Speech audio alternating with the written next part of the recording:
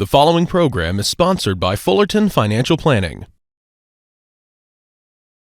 Welcome to the Fullerton Financial Show with the founders of Fullerton Financial Planning, Stephanie and Steve Fullerton, a program designed to empower you to live financially confident in retirement. From income planning and wealth management to healthcare, defending against taxes, and leaving a legacy. Stephanie and Steve share the strategies and insights you need to help achieve retirement success. This is the Fullerton Financial Show. It is tempting to hope for the best case scenario when it comes to retirement, but the reality is there are several major risks that could send your retirement into a tailspin. Today, we're going to help you identify some of those risks and come up with a strategy that could help you protect your family and your future. Welcome to the Fullerton Financial Show. I'm Tara Hitchcock, and joining me today, Steve and Stephanie Fullerton, the founders of Fullerton Financial Planning.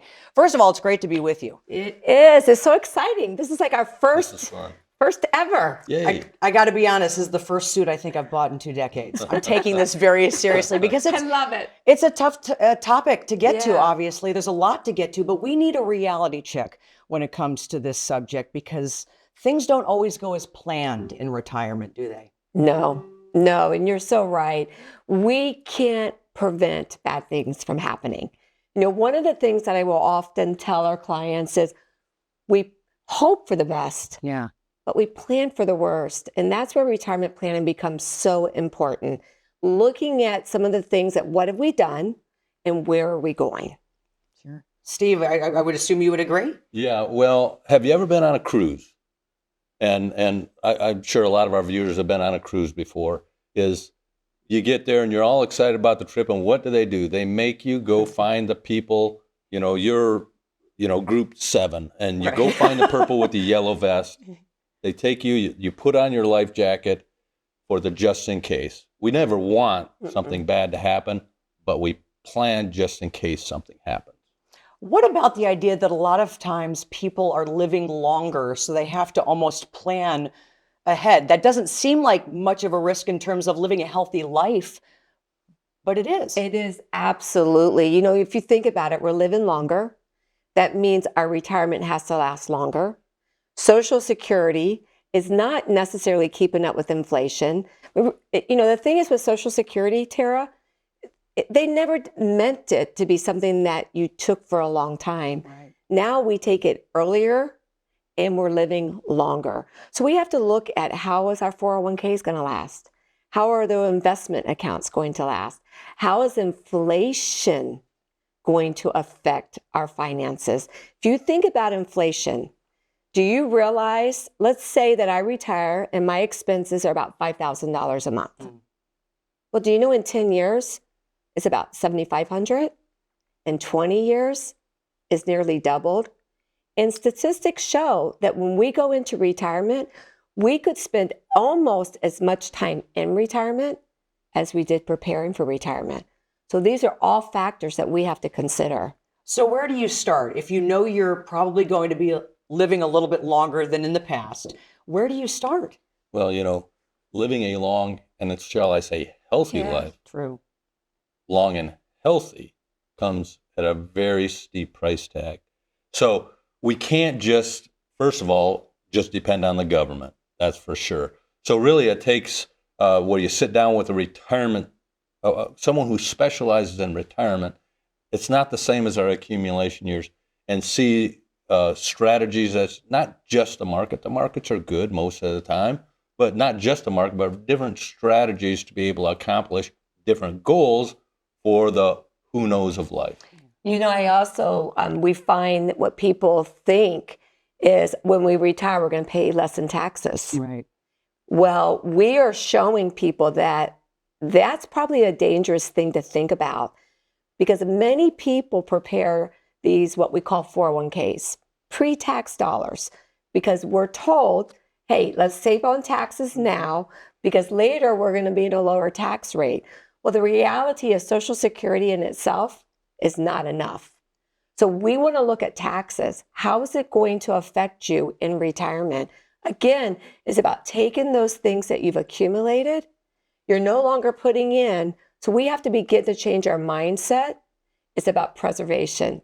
See, I would rather help people protect what they have instead of trying to chase the market and just get these enormous growth, and to give you confidence that you won't run out of money. Well, it's interesting, Steve, you were not on the Zoom call with my dad. I had to introduce my dad to the two of you. So you weren't on that call, but you asked my dad some interesting questions. He's been saving for many, many years. He retired years ago, but you brought this up with him, and I thought that was really interesting about some of the taxes that he's paying versus what he might be able to save. Yeah, and now is a really good time to be evaluating taxes and looking, should I do some Roth conversions? Should we begin to pay taxes now?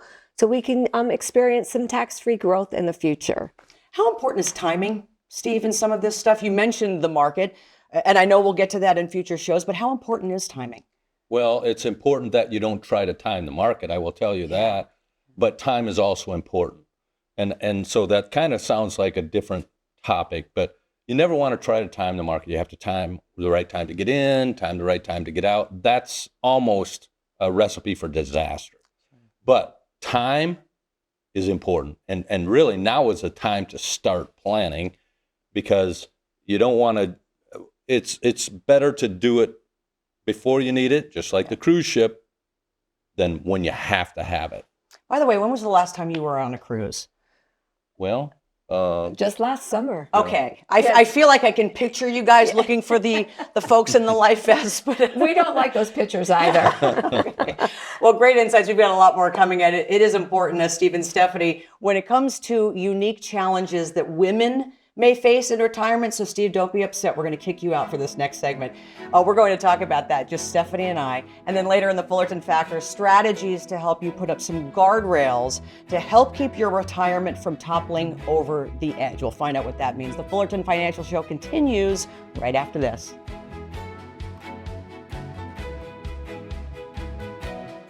When you address your financial concerns, it can lead to greater confidence about your future. at Fullerton Financial Planning, our workshops focus on common issues that people preparing for and in retirement face. Issues like income needs, medical expenses, and legacy planning. Many of the treasured relationships that we've built started with a visit to one of our workshops. Call or visit fullertonfp.com for a complete list of upcoming events and to register. Don't you love a good deal? If you're like me, you love finding things on sale. I want to tell you about a special sale you don't want to miss. Believe it or not, taxes are on sale. They're lower than they've been in decades, but just like back to school sale or Black Friday special, lower taxes are only here until 2026. Contact my team now to learn ways to take advantage of this tax sale while there's still time.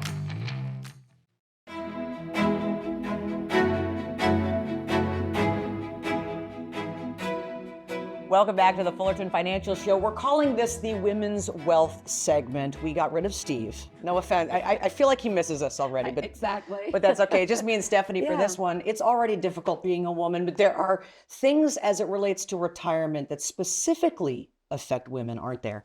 Think about this. First of all, women typically will outlive their husbands. They must plan for things like long-term care. Who's going to take care of them? The average woman at 65 years old can expect to live maybe another 20 plus years. They say the average mortality table for you and I is 90. Wow. So we typically are going to live longer than our spouses. So what does that mean? How are we going to take care of things like, our Social Security, taxes? Oh, we could go in a whole segment, Tara, just talking about when we begin to file single versus joint, how we jump in a higher tax bracket, right, and we don't think about those things. Not only that, we're also caring for those who are in poor health more than men are. And another thing that we have got to think about. Yeah, we typically become the caregivers. And sadly, what I have seen is that many times we will find that we spend all of our finances taking care of our spouse, and then we outlive our spouse, and we find ourselves up, who's going to take care of us, just not physically or mentally or even with our health, but financially. Well, and we can't necessarily rely on the government, and I don't care how close you are to your kids, not necessarily. It You can't really doesn't happen. It you doesn't- never know. yes. So we've got to start planning. Yeah, it was interesting. Last summer, in fact, we were sitting up in New York City, upstate New York, on the river there with our moms. And our moms, both Steve and I, our moms are in their mid-80s now. And I approached the subject very softly and gingerly to both of my moms of, have you thought about what the next 5 to 10 years is going to look like? Because it's something we don't want to think about. Right. And I have found most families don't even want to talk about. Because if you don't talk about it, it's not going to happen. What did they say? Well, Were they offended? Did they? Yes. At first, they were very taken back or offended. In fact, I think my mom even said something like to the tune, "Well, what are you trying to get rid of me?" Right. And I'm like, no, but think about it. Like, do you want to get to the place where we're having to make a decision of what you want to do or where you're going to go or where you're going to live or who's going to take care of you? Or would you rather begin thinking about that now? So we kind of have a plan laid out. Never in a million years did I think that the conversation would evolve so quickly, especially for Steve's mom. And she had been having some health challenges. Knees were really bothering her, so she was having to use a walker to get around, which was a change of life for her. And so we began evaluating. And before I knew it, she's like, calling us saying, "Hey, I looked at some homes today." You did what? But I will tell you, It's empowering. It is. Because then they have control. yes, and they're able to help do it while they're still around and while they can be involved in the process. And make the decisions where they want to live, what they want it to look like. And it really took the pressure off of Steve and I that we're not having to make a decision for her.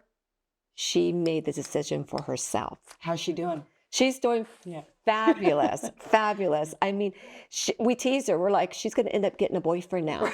Like Right. every night we call her and she's not at home. We're like, where have you been? She's been, well, I got invited to dinner tonight down at the restaurant. And like they had a big birthday month. She had a big birthday party. She feels like the celebrity there. So it's exciting and I'll tell you, she knows how many steps it's from her condo to the elevator. She knows how many steps it is from the elevator to her car. Amazing. And Tara, do you know what we've noticed? Her knees aren't as hurting her as bad. Her health it goes back to we are living longer. Yeah, we are living longer. And we're beginning to notice that she's even feeling happier. So it's really good discussions that we begin to have with our parents. Well, and again, the fact that initially it didn't go, it went a little bit as planned because you were nervous to broach the subject, but you did. Yeah. And for people who don't have a Stephanie and Steve Fullerton in their lives, it's important Yeah. to reach out and get a Stephanie and Steve Fullerton Yeah. in their lives. So coming up next, Stephanie is going to help put up some guardrails to help keep your retirement from toppling over the edge. That's next in the Fullerton Factor.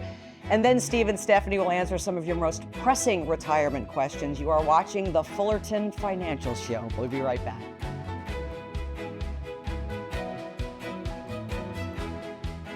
When you address your financial concerns, it can lead to greater confidence about your future.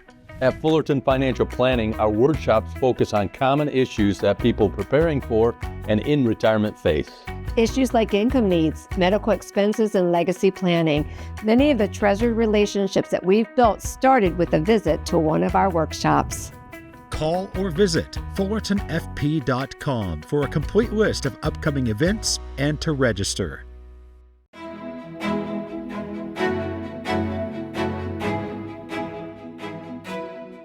Welcome back. In today's Fullerton Factor, Stephanie helps you put up some guardrails to help keep your retirement from toppling over the edge. Stephanie. Thanks, Tara. In today's Fullerton Factor, I want to tell you about something that I hope will get you thinking about preservation when it comes to your retirement plan. Let me start by asking you this. Have you ever driven across a bridge over water? If you have, you've definitely seen the guardrails that are on either side of the road. Obviously, those are there so that if someone makes a mistake or swerves, hopefully no one will be sent over the edge. Now imagine this. Imagine there were no guardrails on the bridge. How would you feel about driving over it? Most of us wouldn't even attempt it. And those of us who did would drive a whole lot slower than we normally would. Now, with that in mind, think about your retirement plan. Do you have guardrails to place to make sure your retirement doesn't run off the road? And if you aren't sure that you have those guardrails in place, then it could be time to take a look. There are two reasons why you want to be sure your guardrails are in place around your retirement plan. The first reason is obvious. You don't want to run out of money. Helping preserve your income and your wealth is how you get to stay retired. The other reason that is so important is that aspect I mentioned earlier. Anyone who does drive over that bridge without guardrails won't be driving very quickly at all. See, living in retirement while knowing that your plan might be more at risk than you want it to be could make you feel less confident that you can do the things that you want. And this should be the best time of your life, not the time when you're most afraid. So, what should those guardrails look like? While no two plans are alike, there are two guardrails that I want to suggest any retirement plan could benefit from. The first is tax efficiency. You want to understand how taxes could impact your retirement savings. If tax efficiency isn't a key part of your overall plan, then you could be driving without those guardrails and not even knowing it. The second guardrail to keep in mind is a plan for health care. This can be a major expense in retirement, especially as we get older. Having a plan in place to handle healthcare costs as they come up can help you feel more prepared before those expenses arise. At our office, we can help our clients develop retirement strategies that keep those guardrails in place. We want you to know that these guardrails are here to help you preserve your plan. Because when you do, that's when you know you've got the green light and you can cruise with confidence into retirement. That's this week's Fullerton Factor. Tara, back to you. Thanks, Stephanie. Hey, if you have a question about retirement, don't go anywhere because Steve and Stephanie have the answers. That's coming up in our Q&A segment. You're watching the Fullerton Financial Show, which continues right after this.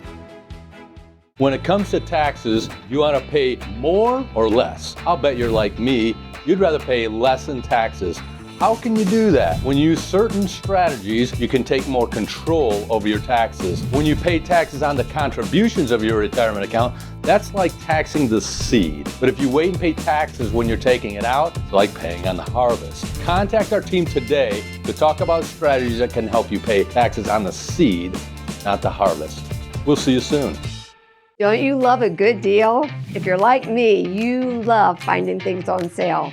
I want to tell you about a special sale you don't want to miss. Believe it or not, taxes are on sale. They're lower than they've been in decades, but just like back to school sale or Black Friday special, lower taxes are only here until 2026. Contact my team now to learn ways to take advantage of this tax sale while there's still time.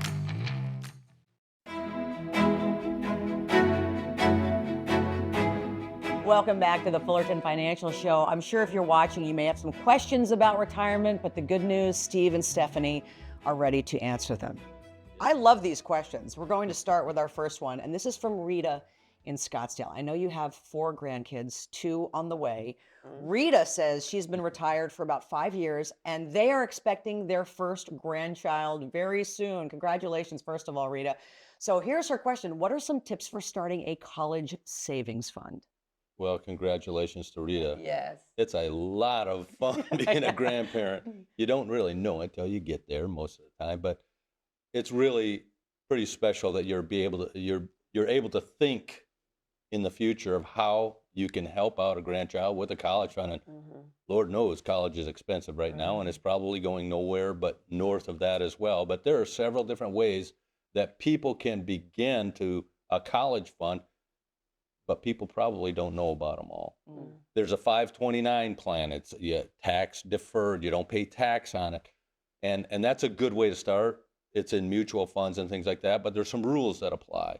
It has to be used for education.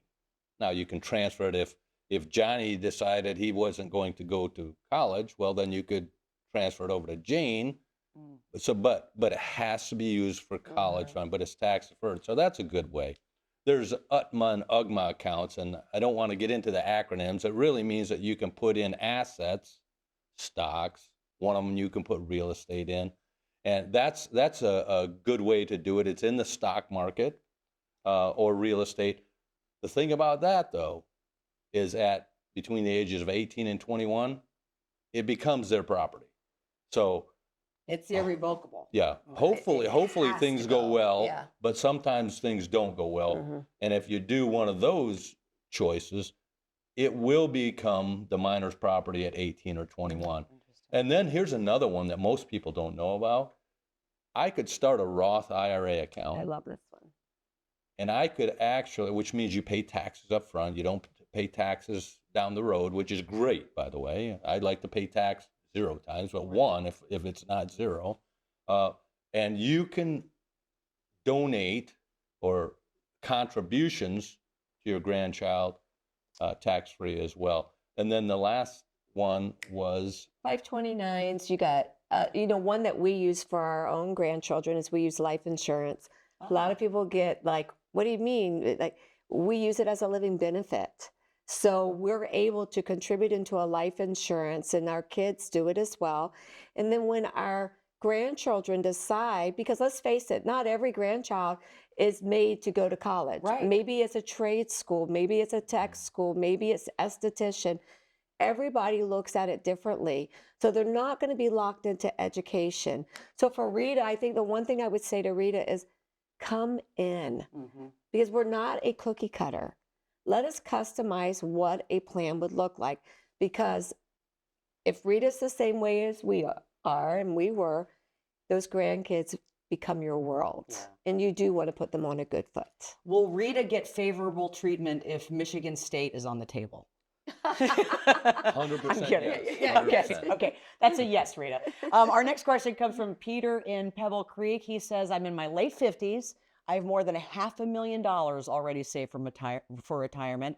I'm expecting an inheritance of at least $500,000. How do we be Peter's friend is what I want to know. Right. He wants to retire early, and Peter says, I feel like I'm in good shape, but how do I know for sure? How can I find out for sure? Well, let's not hope. Let's know. Peter's got to come in and sit down. $500,000 seems like a lot of money. $500,000 in inheritance feels like you won the lottery. But what is his lifestyle? What does it take for him to live life? How does he want to live? Does he want to travel? Does he want to hunt? Notice I turned to him. Right. Does he want to hunt? Does he want to golf? What are the things that Peter wants to do? I kind of sometimes roll my eyes when I hear these people say, well, if you've got X amount of dollars, say for Can I do retail, it now? you can Right. do it. Well, how do they know that? So Peter needs to sit down. I know it sounds cliche, but come in and sit down with our team. We will look at it. We will find out, what is Peter going to have to pay in taxes in retirement? Now, the great thing in inheritance should be tax-free, a cost basis. There's a lot of advantages there. But what has he saved in that $500,000 prior to retirement? And the other thing that I would like to pipe in on this is he's got $500,000 of his own, $500,000 in inheritance. So when is that? Yeah. Right. I mean, because the when is kind of an unknown factor. So we just don't want to count it as if it is, if it isn't. If it hasn't. So basically, Peter's question to you has turned into many questions for Peter. Yes. So Peter needs to come in and sit down with Steve and Stephanie. All right, let's get to Samuel in Phoenix. He says, do you work with any smaller businesses? I'm thinking of retiring in the next few years, and I'm trying to make sure that I have a good exit plan. Well, first of all, I'm going to tell you, I'm glad that Samuel is thinking that way, because Tara, we find that most small business owners, they don't think about it because they spend their whole life Working on their business. and they plan for everybody else. And then they find themselves wanting to retire or no longer do the business. What if they can't? Right. What if it's a health issue? So I love the fact that we've got this question already from Samuel saying, how do we begin to look at that? That is where sitting down and creating an exit strategy. Has he been put into a retirement plan? Has he been taking care of a SEP, a self-employed pension? What are the things that he's doing proactive? And if he hasn't, then perhaps our team can show him a lot of different little nuggets, because it's about diversification. Right. Let's not have all his eggs in one basket either. Right. And we find, and yes, we do work with a lot of small business owners, is the short answer to that, but we find that most small business owners don't really know how to exit. Yeah. And do they want to still, they want to pass it in as legacy? Do they just want to be done with it? There's so many different important Do you want to facts. sell? There's You wanna so not many sell, important yeah. facts that if you just go in it and make a quick decision, you're probably not going to benefit as much financially, what you've worked so many years for, that if you come in, sit down, and let's develop a plan. Yeah. That's such a great point, though, Stephanie, that you raised. You're thinking so much about developing your small business that you don't tend to think about how to exit, to use Steve's words. Finally, Kathy in Portobello, we knew we'd get to you. She says, I get a lot of mail and phone calls about Medicare. How do I figure out what kind of supplemental insurance that I might need to go with that? Well, we work with a partner that this is what they do, is they determine, and it really doesn't matter in Medicare whether you go with this company or that company, all the plans are exactly the same. The premiums may be different, Right. but the plans are exactly the same. So really our goal for our clients is, hey, we want you to get the best coverage, but we want you to pay the least in it. So that's one thing. But then it really depends on what the need is of what they're trying to accomplish with their Medicare. It's just not as easy, and Kathy's probably finding this out. They make it so complicated. That's what I love about our firm, Tara. Not only do we have partners that help our clients understand the options in Medicare, we have a tax firm, we have legal document preparation, we have financial planning, retirement planning, investment planning. So when people like Kathy come into our firm, they basically are one stop, and we're able to help them from A to Z. And Medicare is one of those complicated ones that by bringing in our partners has made it so easy for our clients. So I want Kathy to call us. All right, Kathy, we're going to hold you to it. I've learned a lot, you guys. I'm not surprised at all. Steve and Stephanie, thanks for your insights. By the way, if you want to learn ways to generate lifetime income, potentially reduce your tax bill, and maintain your lifestyle in retirement, reach out now. Steve, Stephanie, and the team are ready to help you start building a retirement plan designed to help you flourish in retirement. For Steve and Stephanie and the team at Fullerton Financial Planning, I'm Tara Hitchcock, and we will see you next time on the Fullerton Financial Show.